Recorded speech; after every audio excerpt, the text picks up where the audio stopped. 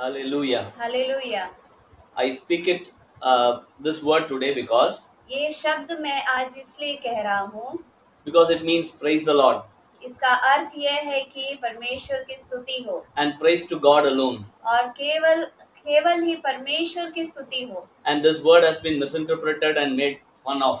और ये जो शब्द है गलत फहमी किया गया है और इसका मजाक भी उड़ाया गया And I है। repeat it means praise be to God alone. मैं वापस कहना चाहता हूँ, इसका अर्थ ये है कि परमेश्वर की ही स्तुति हो। And today, once again, और ये आज एक बार फिर we are before you and we are grateful to God that He has given us this opportunity. हम आपके सामने हैं और हम परमेश्वर का धन्यवाद करते हैं कि परमेश्वर ने हमें ऐसा एक मौका दिया है। Even today evening, we prayed for you. और आज शाम को भी हमने आप सबके लिए प्रार्थना किया है We prayed for your well-being and health. और आपकी भलाई के लिए और आपके अच्छे स्वास्थ्य के लिए हमने प्रार्थना किया। We also pray that you will be established in God's love. और हम ये भी प्रार्थना किए कि आप परमेश्वर में स्थापित होते जाओ। We pray that those who haven't accepted Christ at the appointed time, they will be able to grasp the love of God. और हम ये भी प्रार्थना करते हैं कि जिस किसी ने भी परमेश्वर को स्वीकार नहीं किया है वो सही समय पर परमेश्वर को स्वीकार करें। Because today is the opportunity. और क्योंकि यही सही मौका है। We will not know what is in store for us tomorrow. और हम ये नहीं जानते कि कल हमारे लिए क्या है। And today for the meditation, और आज के मनन के लिए we take Galatians chapter 4 verse 19. गलातियों की पत्री उसका 4वां अध्याय उसका 19वां वाक्य। The verse goes like this. और वचन इस प्रकार है, My little children, for whom I am again in anguish of childbirth until Christ is formed in you. हे मेरे बालकों, जब तक तुम में मसीह का रूप ना बन जाए तब तक मैं तुम्हारे लिए फिर जच्चा की सी पीड़ाएं सहता हूँ। I am in anguish of childbirth until Christ is formed in you. मैं तुम्हारे लिए फिर जच्चा की सी पीड़ाएं सहता रहता हूँ जब तक तुम में मसीह का रूप ना बन जाए। This was the pain which was experienced by Paul. और ये जो दर्द था वो पौलुस के द्वारा अनुभव किया गया था। Paul was appointed as an apostle. और पौलुस जो है वो एक प्रेरित के रूप में था। He was appointed by Jesus Christ himself. और यीशु मसीह खुद उसे प्रेरित के रूप में चुनते हैं। And he was appointed to non-Jewish people. और वो इसलिए चुने गए ताकि वो जो यहूदी नहीं है उनके लिए। He successfully carried out that mission. और वो जो दौत्य था वो उन्होंने बहुत सफलता के रूप में किया। He did it with bodily weakness and pain. और वो उन्होंने ये अपने शारीरिक तकलीफों के बीच में ये सारी बातें की। He mentions about these weaknesses. और वो अपनी इस तकलीफों के बारे में बताते भी हैं। He calls it as thorn in the flesh. और वो इस प्रकार कहते हैं कि वो मेरे शरीर का एक कांटे के समान था। He even prayed to God for that. और वो अपने इस तकलीफ के लिए परमेश्वर से प्रार्थना भी करते हैं। But God's reply was, "My grace is sufficient for you." लेकिन परमेश्वर वहाँ उन्हें जवाब देते हैं कि मेरा अनुग्रह तुम्हारे लिए काफी है। As I was meditating on this verse, जब मैं इस वचन का मनन कर रहा था, I learned a few things. मैंने कुछ बातों को यहाँ पर सीखा। And that is what I'm going to share with you. और वही बातें मैं आज आपसे बांटना चाहूँगा। Probably Christ or Paul was having this pain. हो सकता है कि पौलुस के शरीर में ये दर्द होगा। A pain of childbirth. और वो ऐसा होगा कि एक बच्चा का जन्म देने के समय का जो दर्द है वैसा दर्द हो। He was having that pain because probably he met Jesus Christ in person. और ये दर्द इसीलिए उसने सहा होगा क्योंकि उसने यीशु मसीह से सामना किया होगा। Or he knew what Christ did for him. और वो जानता भी था कि यीशु मसीह ने उसके लिए क्या-क्या किया है। And that is what an encounter with Jesus Christ will result in.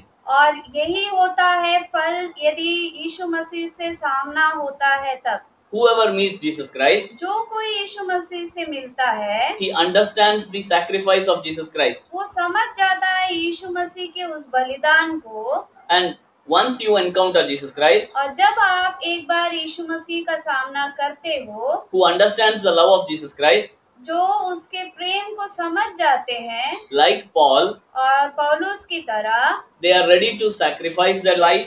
वो तैयार हो जाते हैं अपने जीवन का बलिदान देने के लिए sacrifice the time, और अपने समय का बलिदान करने के लिए and sacrifice the energy also. और यहाँ तक कि अपने खुद के सामर्थ का बलिदान करने के लिए भी तैयार हो जाते हैं। That is why missionaries go out thousands of miles without food and insults. और इसीलिए सेवक लोग हजारों माइल दूर तक जाते हैं भूखे पेट परमेश्वर की सेवा करने के They लिए। are arrested, they are persecuted. उन्हें बंदीगृह में डाला जाता है, उन्हें सताया जाता है They also experience this birth pain. और वो भी ऐसा एक दर्द जो जच्चा के जन्म का जो पीड़ा है वो सहते हैं। And that is why God taught me that और इसलिए परमेश्वर ने मुझे ये बात को सिखाया Christian life is a life of service. और मसीह जीवन जो है वो सेवा का जीवन होता है। In the life of Paul, और पौलुस के जीवन में Paul was against the gospel. और पौलुस एक समय ऐसा था कि वो सुसमाचार के खिलाफ ही था। And later on, when he met Jesus Christ, लेकिन बाद में जब वो यीशु मसीह से मिलता है he becomes the herald of the gospel. तो फिर वो सुसमाचार का पहुंचाने वाला बन जाता है। And he goes to any extent to preach the gospel. और वो किसी भी हद तक उस सुसमाचार को पहुंचाने के लिए जाया करता था। He was ready to give his life. और वो यहाँ तक कि अपने खुद के जीवन को भी देने के लिए तैयार था। The reason for this is और इसका कारण ये है by meeting a God who is alive. और उसने ऐसे एक परमेश्वर से मुलाकात किया था जो जीवित है And a God who is dynamic. और ऐसा एक परमेश्वर जो स्फूर्तिला है। And he is not a stationary God.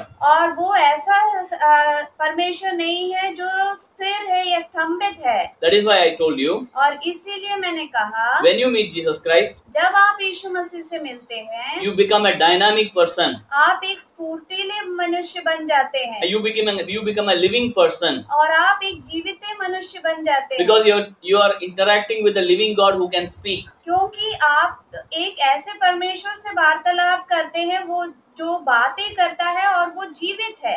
The end result of this relationship is और इस संबंध का अंत जो है we become heralds of the gospel. और हम उस सुसमाचार के सूचक या पहुंचाने वाले बन जाते We हैं become servants of God. और हम परमेश्वर के सेवक हो जाते हैं। We should understand, हमें समझना है for becoming a servant of God, एक परमेश्वर का सेवक बनने के we लिए should understand the word of God. हमें परमेश्वर के वचन को समझना जरूरी है। After understanding the word of God, जब हम परमेश्वर के वचन को समझ जाते हैं we should apply it in our daily life. उसे हमें हमारे जीवन में लागू भी करते जाना है। And when you apply it in your daily life, और जब आप अपने जीवन के दिन प्रतिदिन उस वचन को लागू करते जाते हैं you become a steward or a servant of God. तो आप एक परमेश्वर के प्रबंधक बन जाते हैं। Because Jesus Christ came into this world to serve. क्योंकि यीशु मसीह इस दुनिया में इसीलिए आए ताकि वो सेवा कर सके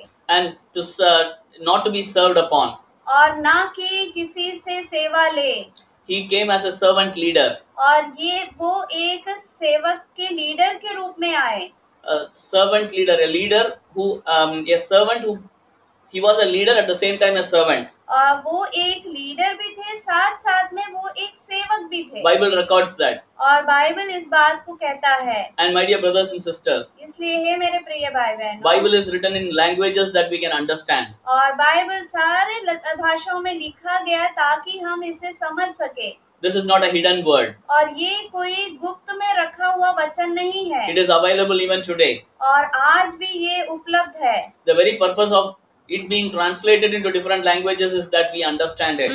अलग अलग भाषाओं में इसलिए दिया गया ताकि हम इसे अच्छी रीति से समझ सके। And the very purpose of becoming a servant of God is और एक सेवक बनने का उद्देश्य ये है to serve God और परमेश्वर की सेवा करना and to serve God's people और परमेश्वर के लोगों की सेवा करना and to serve the community. और इस समाज की सेवा करना। And that is the very purpose of a Christian or a person who accepts Jesus Christ. और यही उद्देश्य होता है उस व्यक्ति का जो यीशु मसीह को ग्रहण करता है। And that person will have a birth pain. और ऐसे व्यक्ति में एक बच्चे को जन्म देने का दर्द रहता है and there is always a burden in him, और हमेशा उसके मन में एक बोझ होता and है that is a burden of God also. और वही बोझ परमेश्वर का भी है And because of that burden, he sent Jesus Christ into this world. और उस बोझ के कारण ही उसने अपने इकलौते पुत्र यीशु मसीह को इस संसार में भेजा And Jesus Christ gave his life because of that. और यीशु मसीह ने अपने जीवन बलिदान दिया इसीलिए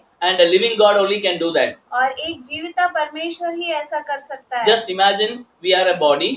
आप कल्पना कीजिए कि हम एक शरीर हैं In our body, if one small finger or part of a finger is hurt, और हमारे शरीर की एक छोटी उंगली में अगर कोई चोट आ जाए the whole body pains. पूरा शरीर में उसका दर्द होता है And the body is symbolized as the body of Christ. और हमारा शरीर जो है वो इस प्रकार कहा जाता है कि यीशु मसीह के शरीर के Or समान the church is the body of Christ. या फिर कलीसिया जो है परमेश्वर का शरीर है If one member is aching, और यदि उनमें से कोई भी एक सदस्य को दर्द होता है it pains the whole church. तो फिर वो पूरी कलीसिया में वो दर्द होगा Because the body is a living body. क्योंकि वो एक जीविता शरीर है And the body itself feels sick.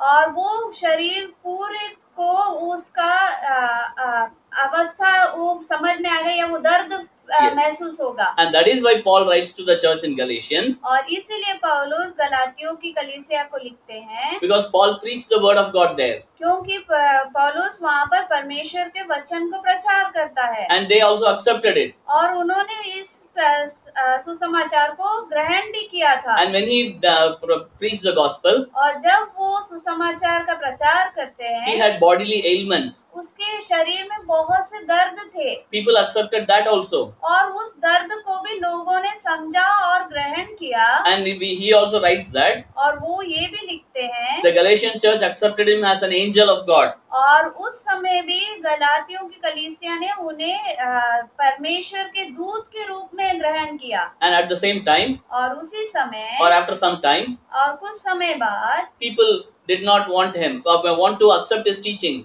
और लोग ये चाहने लगे कि उसकी शिक्षण को वो ना ग्रहण करे And because there were people new doctrines into the church, क्योंकि नए नए सिद्धांत उस कलीसिया में आ गया था therefore Paul writes this letter. इसीलिए पौलुस इस गलाती की पत्री को लिखते हैं My dear Galatian people, हे मेरे प्रिय गलातियों के लोग it is paining when something is going bad in you. ये मुझे बहुत दर्द देता है जब तुम्हारे साथ कुछ बुरा होता है तो And that is why we also pray every day for people. और इसीलिए हम भी हर दिन लोगों के लिए प्रार्थना करते Or हैं every Christian will do that. और या फिर ऐसा भी कह सकते हैं कि हर मसीह ऐसे करे Because it is a kind of birth pain in a Christian. क्योंकि ये एक जच्चा रूपी दर्द होता है हर एक मसीह में And that is why missionaries go to any extent to give their life in spreading the gospel. और इसीलिए सेवक लोग किसी भी हद तक जाने के लिए तैयार हो जाते हैं वो परमेश्वर के प्रचार के लिए The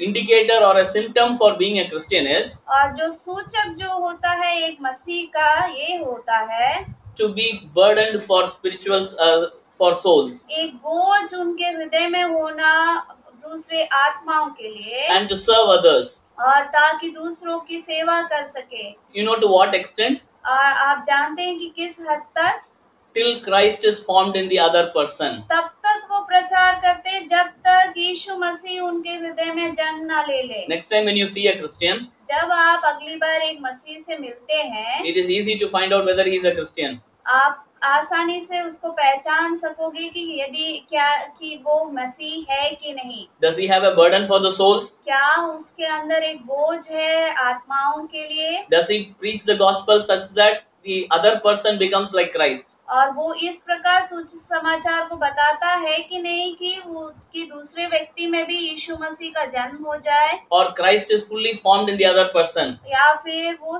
दूसरे व्यक्ति में पूरी रीति से परमेश्वर बन जाए There is a servant mentality in a Christian. और एक मसीह में एक सेवक की भावना होती है And as believers, और एक विश्वासी होने के नाते let us become strong spiritually. और हम आत्मिक रूप से सामर्थ्य हो जाए and let us use it for serving others. और हम उस सामर्थ को दूसरों की सेवा के लिए उपयोग करें। And the message for the non-believers is, और अविश्वासियों के लिए ये संदेश है, or I would say to people who don't know Jesus Christ, और या फिर मैं ऐसा कहना चाहूंगा कि जो यीशु मसीह को नहीं जानते हैं, and he is a dynamic God. वो एक स्फूर्तिला परमेश्वर है, He is a living God. वो एक जीवित परमेश्वर है। He wants you to be transformed into his image. वो चाहता है कि आप उसके ही भावनाओं में रूपांतर हो जाओ। And it is because he is living, क्योंकि वो जीविता है, he loves